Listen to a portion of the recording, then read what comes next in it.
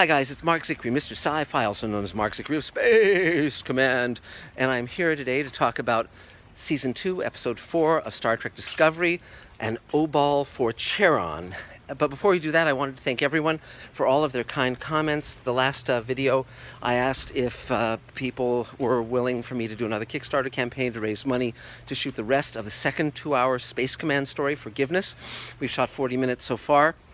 And 99%, it was overwhelming, 99% of our backers and our fans said, yes, go for it. We want to see more of Space Command. And the remaining 1% said, well, I don't know. I haven't seen the hour yet. So I was reaching out to them and saying, you know, watch the hour. You'll like it. You'll want more. So far, we're doing great. Also, if you haven't watched the first hour of the pilot of Space Command, it's here on Mr. Sci-Fi. We're in the next day or two, we'll hit 100,000 views. We're heading up toward 1 million ultimately. That's our goal, because that will be significant for a buyer like Netflix. And speaking of which, Netflix is currently considering the show. We're setting meetings with Apple and Amazon and Dust and so forth. And it's going well. It's going well. So we shall see where we end up. And meantime, we're continuing forward, full speed ahead. If you want to buy shares in Space Command, they will not be available once the show sells, but for now, they're $7,500 each. You can get a percentage of my producer's net profits on the first 4 episodes. So just reach out to me, markzicree@gmail.com or 323-363-1259. I'll be happy to send you the information and talk about it and all of that. But onward to the task at hand. We're going to talk about an Obol for Charon. Well, first of all, this is a rather odd title. I don't know what an Obol is, but Charon was the ferryman on the river Styx. And it's okay, they're trying for lyricism. It's not as catchy a title as City on the Edge of Forever, but, you know, they're trying. And the episode was entertaining, sort of, and better, sort of. I mean, Doug Jones was terrific in it. He played Saru, who I think is really the standout character on the show. He was dying, and again, there's spoilers here, so, you know, if you haven't seen the episode, do not continue beyond this point. But, you know, Saru was ill, he was dying, sort of a big sentient planet, fiery planet thing, yanks Discovery out of warp and holds it prisoner and is maybe attacking it, maybe destroying it, who knows, big mystery. And meantime, there's the fungus thing that took over Tilly, or got into Tilly, and it's been yanked out of Tilly, but now it kind of grabs hold of her again and is trying to have it say it was basically an episode about trying to communicate and trying to figure out what life is and what death is and so forth. So, you know, big issues, good, A for effort. And but the problem with the episode, well, first of all, they had the number one, the second in command of the Enterprise, pre-Captain Kirk, when it was Captain Pike's ship. And that's in the original 1964 Star Trek pilot, the first pilot that had Captain Pike, played by Jeffrey Hunter, and number one, his second in command, played by Majel Barrett, who was Roddenberry's mistress at the time. And the network didn't want her to continue in that role. And so ultimately Roddenberry recast her and put her in a blonde wig. And she was Nurse Chapel, which was actually a much less interesting character. Majel Barrett was very, very good as number one, and it would have been very interesting to see where they took that character. And now they have her back, but it's not Majel Barrett, of course. It's a new actress, and she's not as commanding, not really as interesting as Majel Barrett was. Later, Majel Barrett Roddenberry, she ultimately married Gene Roddenberry.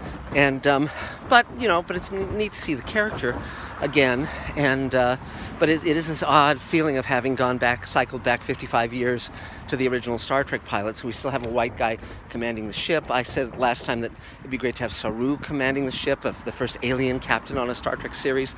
And Doug Jones is wonderful. And in this episode, he does a great job. His acting's terrific, subtle. He's present in the role. I mean, he really is the standout. And I also like Tig Notaro, who is very, very funny. I suspect she may be working to add to her dialogue, because she's a comic, of course, a stand-up comedian, and a very good one. And her lines are very, very funny. And so I think she may be goosing that a bit. That's just a guess. But okay, so they're the high point of the episode. The weirdness of the episode is, again, the plotting, the Deus Ex Machina quality, because basically the way Star Trek Discovery works over and over again is kind of a rabbit out of the hat at the end. It's like, oh my gosh, well, this is what we have to do. This is the technobabble solution to our problem. And that happens again and again and again. In this case, Saru is dying because of the sentient planet sending out vibrations, and we have to bid goodbye to him. And Michael is in tears, which she is quite often if you watch the show. But no, it was actually just a phase where he evolves into a non-predator species, and his fear goes away, and okay, fine. But it's like nothing that anyone did to solve the problem. It's just like, okay, there we go. And with Tilly again, it's like, oh, well, let's communicate with this alien creature, so let's drill into Tilly's head, literally. And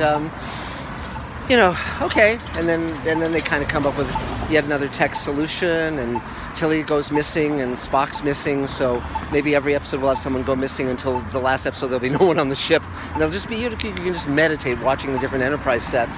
Sorry, Discovery sets. It's an easy slip up to make considering that Captain Pike's in charge. So, beautiful sets, beautiful lighting, very good visual effects, but on and on, I keep watching and I say, why don't I care more about what's happening? And I think it's because the plots, they don't involve genuine dramatic subject matter that's played out in an emotional line. If you look at Amok Time, if you look at City on the Edge of Forever, you're putting characters in real emotional dilemmas. And this just feels like, okay, we've got our plot nailed down, so let's move these people through these plots.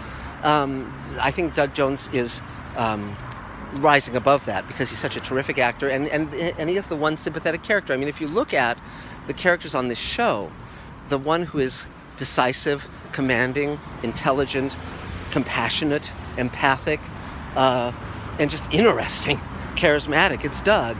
And, that's what makes for good Star Trek when you have a preponderance of that. Anyway, I'm still watching the thing, though Elaine is, she watched it with me, Lord Lover, but, and we've started watching the Orville. We're watching the one where the doctor goes on a date with a robot. We'll see how that one turns out. The fans were saying, well, check it out. But what I am getting consistently is fans watching the Space Command pilot and saying, hey, we like this better than Star Trek Discovery. Well, that's nice. I'm glad to hear it. Anyway, that's about it for now. Not a long one.